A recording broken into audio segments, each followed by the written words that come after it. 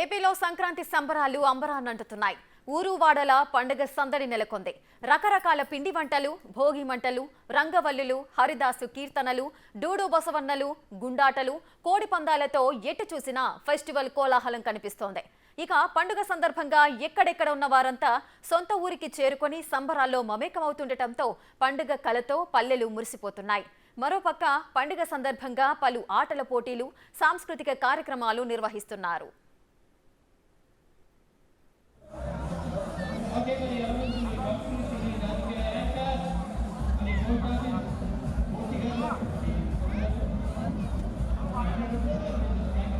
మరి ఈ రోజున ఇంతమంది ఆనందంగా ఓకే ఓకే థ్యాంక్ యూ.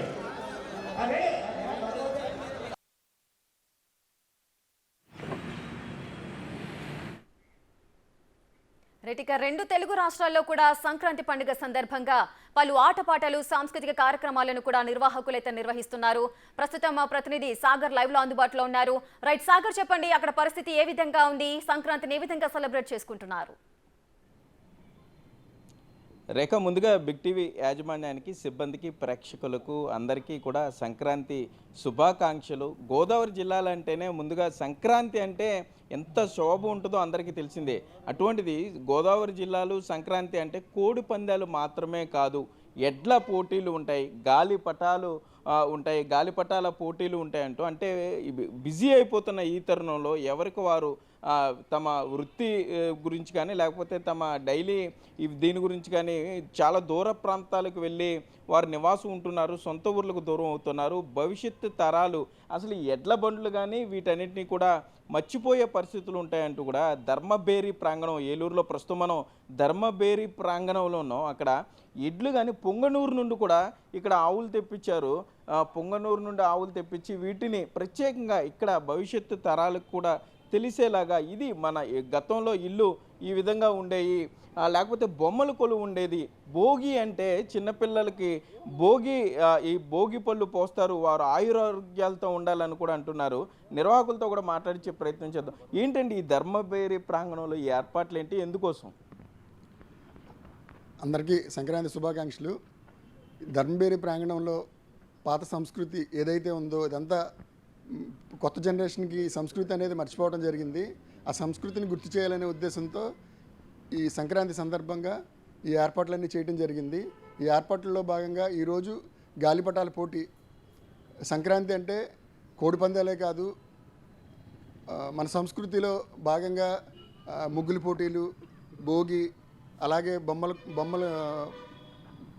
బొమ్మల కొలువు, అలాగే గాలిపటాలు, ఇవన్నిటిని ఈ 3 రోజుల నుంచి కార్యక్రమాలు చేయడం జరుగుతుంది. ఏలూరు ప్రజలు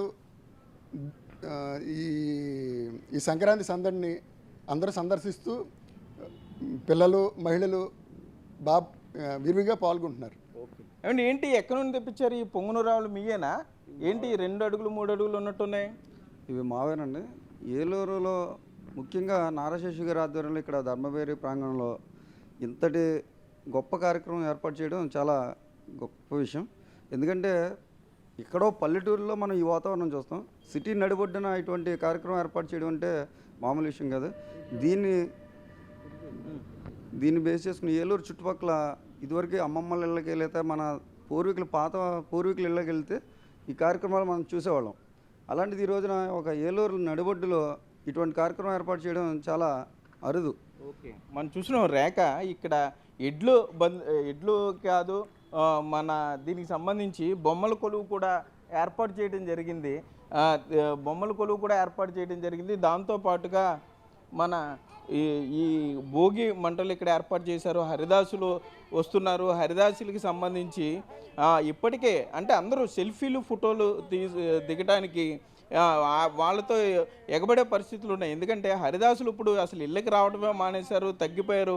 హైటెక్ హరిదాసులు మిగిలిపోయిన నేపథ్యంలో ఈ హరిదాసును కూడా మాట్లాడించే ప్రయత్నం చేద్దాం. ఏమండి, ఏంటి ఇప్పుడు హరిదాసులకు సంబంధించి చాలా ఇబ్బందులు పడుతున్నారు, అసలు హరిదాసులు తగ్గిపోతున్నారు ఏంటి?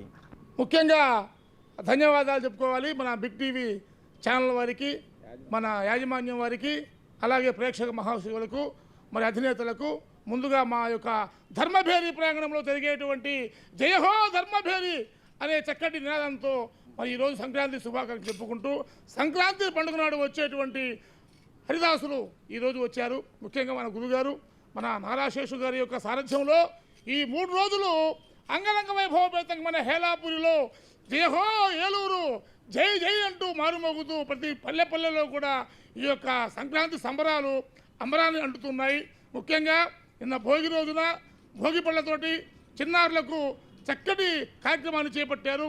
అలాగే ఈరోజు సంక్రాంతి పండుగ, రేపు కనుమ, మరి అన్ని యొక్క విధాలుగా కూడా ఈ పండుగ అందరూ కూడా శ్రేయస్సు కోరుకుంటూ అందరూ కూడా హాయిగా ఉండాలని కోరుకుంటూ ఈ కార్యక్రమాన్ని ఏర్పాటు చేశారు.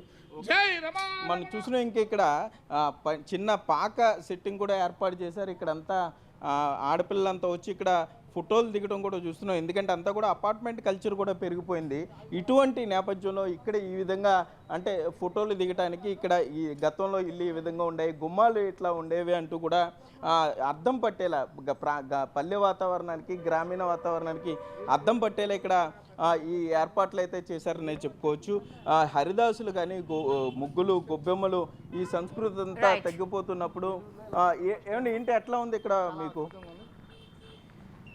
అయితే మనం చూస్తున్న ఏదేమైనా కూడా ఈ పండుగ 3 రోజుల పాటు సంక్రాంతి శోభ అయితే రేఖ ఇక్కడ ఉండనుంది. గోదావరి జిల్లాలంతా కూడా చాలా ఉత్సాహంగా ఎక్కడో స్థిరపడిన వాళ్ళంతా కూడా సొంత గ్రామాలకు ఊర్లకు వచ్చి ఇక్కడ సంక్రాంతి పండుగ కుటుంబం అంతా కలిసి చేసుకునే పరిస్థితులు అయితే ఉన్నాయి రేఖ.